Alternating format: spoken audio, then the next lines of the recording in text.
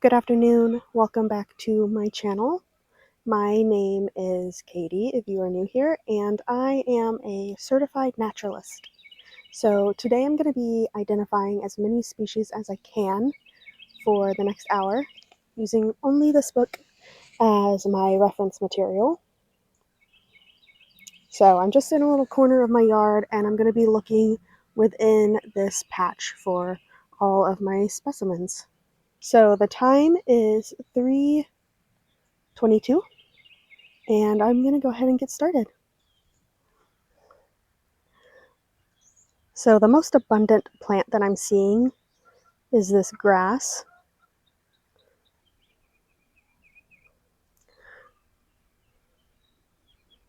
So I'm going to grab my book and look at my grasses. So this book has a pretty extensive wildflower section, and it does have a section on grasses.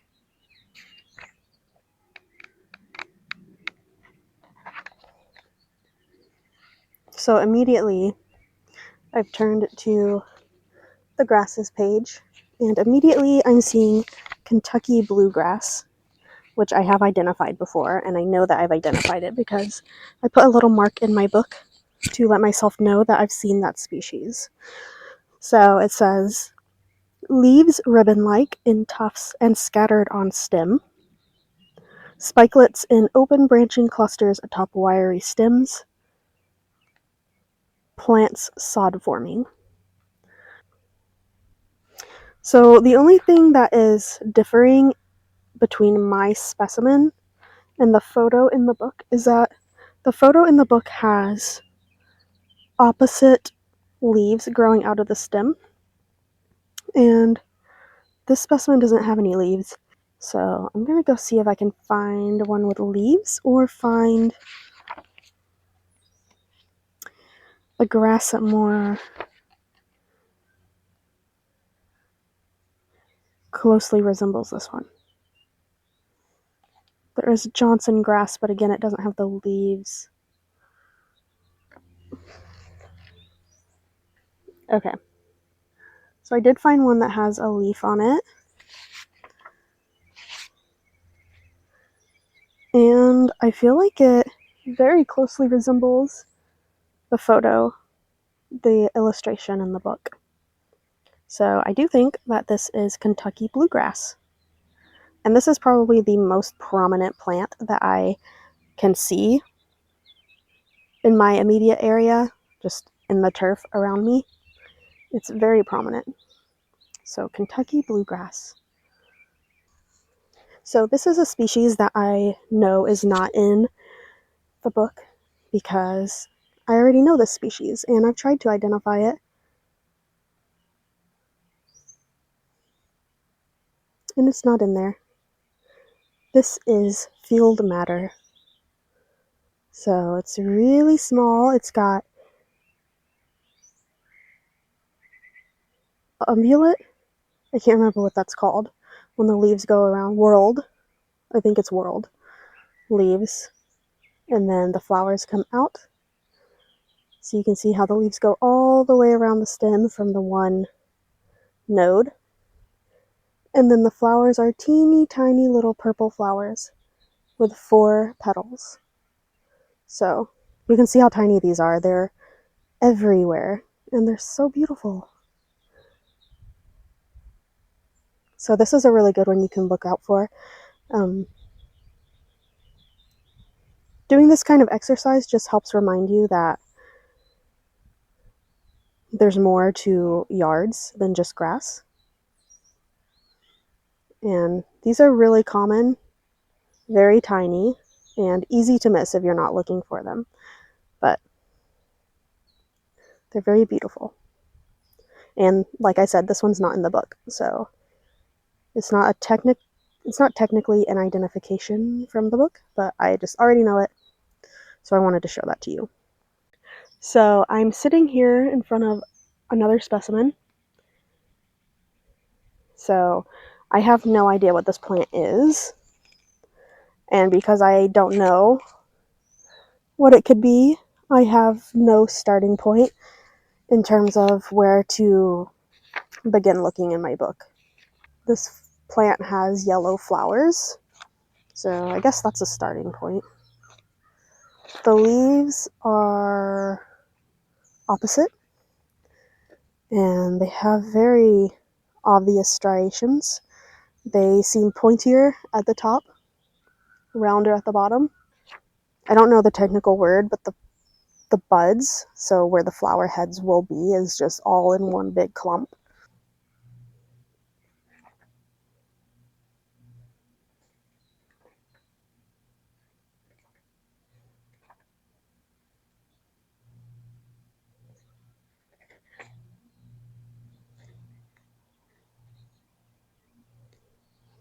So this one has immediately caught my eye. It looks fairly similar. I can tell that it's not the right plant. Neither of these are correct. The leaves are not the correct shape. More so in this one than in this one, because these ones are very rounded. I feel like the flowers look more similar in that one. And again, this one looks similar, but the leaves are not serrated. So I've just come across the ragweeds section in the book, and it says, flower heads are greenish, borne in slender spikes in the male plant, and in clusters at leaf bases in the female plant. The leaves are deeply lobed, ragged, stems hairy and branching. So I think that this matches the description of the female plant.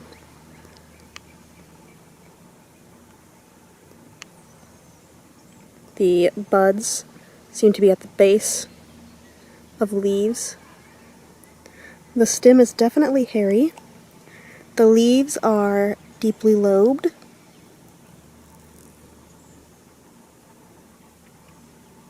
I don't know how branching the leaves could be described as, but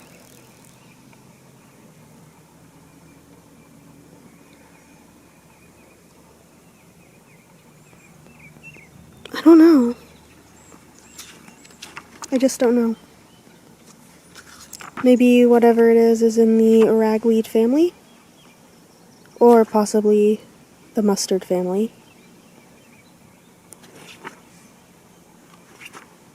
The description matches, but the picture, the illustration doesn't quite match up, so that makes it harder to identify.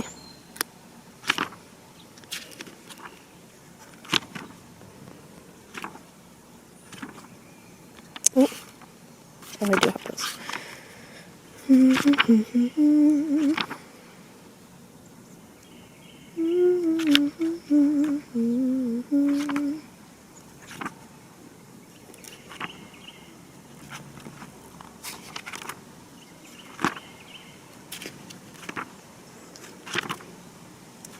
Okay, so I've exhausted all of the wildflower options, so we'll just have to leave it at possibly a ragweed, possibly a mustard.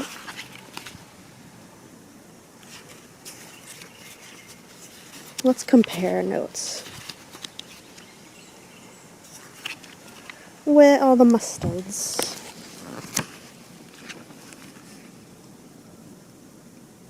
It says flowers bright yellow, clustered top branched stems, leaves rough, lobed, divided at base. Again, I don't know how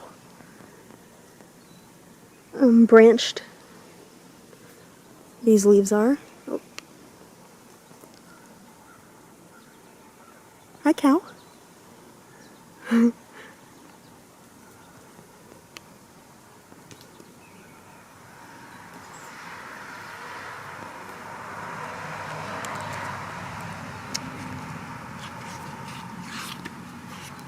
So I'm going to go with ragweed for my final diagnosis. And maybe we can look it up later. I'll look it up later and put the official identification on the video. So I believe that this is a wild geranium based on the shape of the leaves.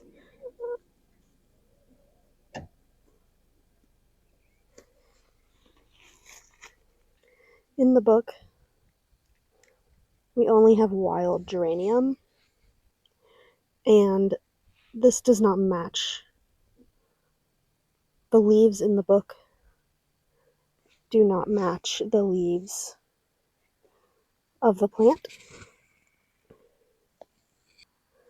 So the leaves of the plant are more rounded, and the leaves of the illustration are more pointed.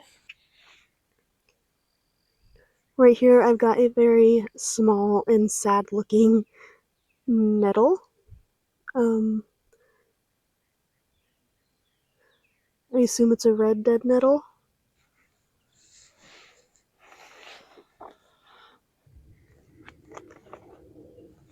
Oh, good.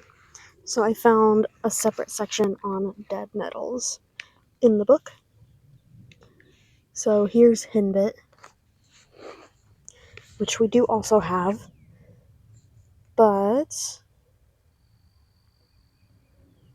I do not see red dead nettle in the book. Which, as far as I know, the only nettles that we have around here are the red dead nettles and the henbit. And you can tell that this is not the henbit due to the shape and the distribution of the leaves. And then, of course, the henbit dead nettle has those beautiful little pink flowers that come off of it. I'll see if I can find a better looking red dead nettle specimen for you. So I'm going to move on to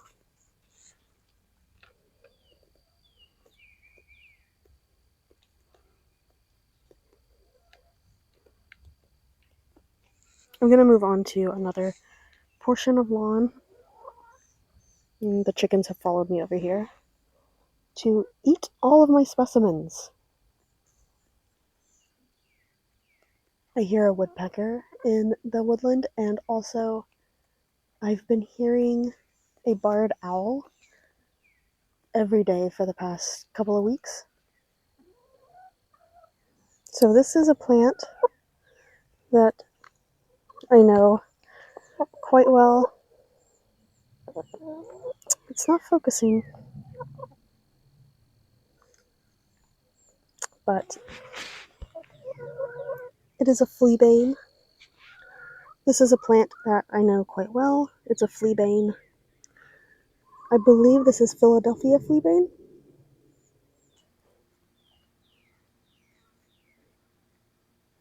So this yellow flower, I believe, is a ragwort.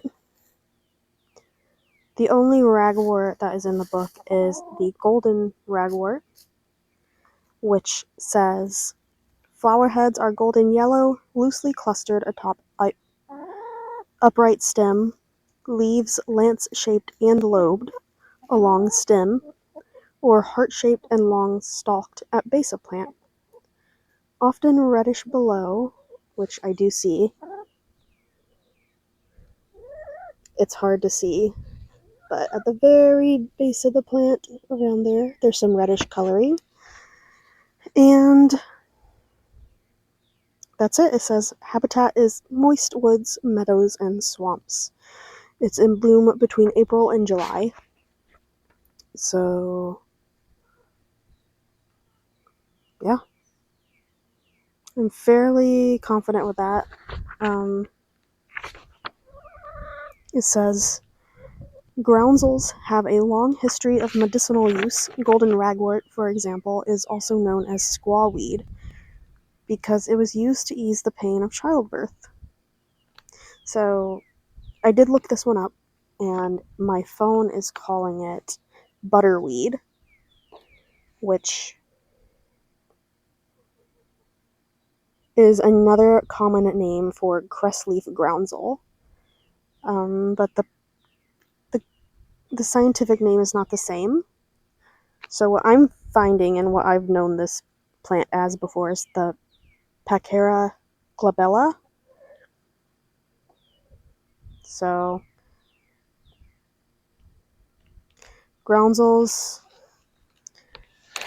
So groundsels brought me here in my book next to the golden ragwort, and that is why I am tentatively identifying it as a ragwort. But at the very least, it's a groundsel, and I can mark that one off in my book. I'm back to another yellow flower. So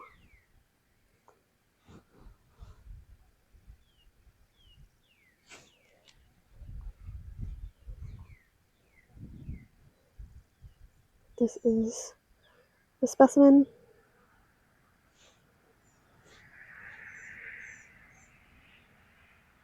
And it looks to be some type of buttercup, perhaps. So I could probably look up buttercups, but instead I think I'm just going to flip through the book and see what I can find that looks similar.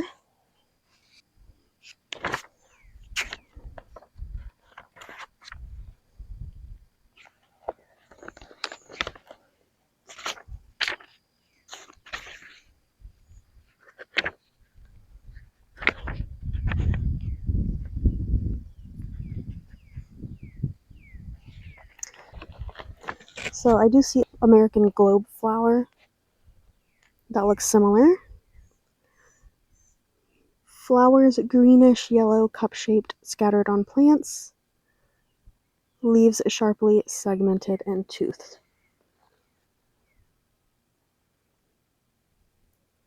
I would say the leaves look a bit different than they do in this illustration. So I am going to move on.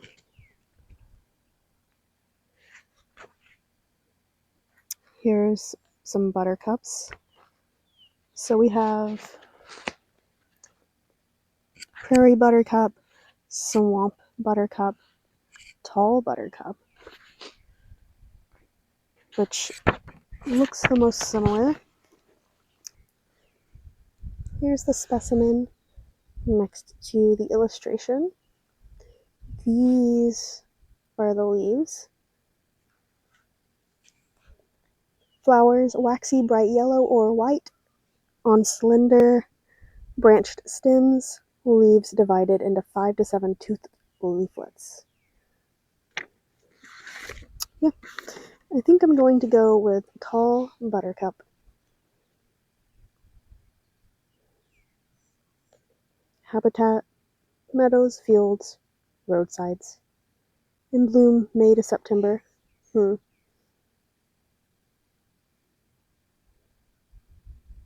Interesting.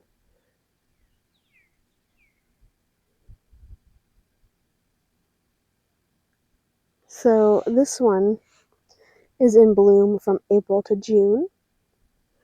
So the time span matches up with this one.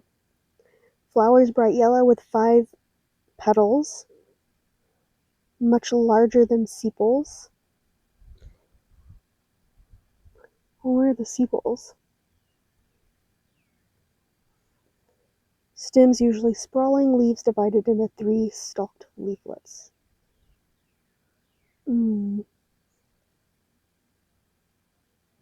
So actually, this is an example of the leaf. This does have 3 stalked leaflets. 1, 2, 3. And the issue is that these are very heavily lobed. So I almost feel like it's in between these two based on the illustrations.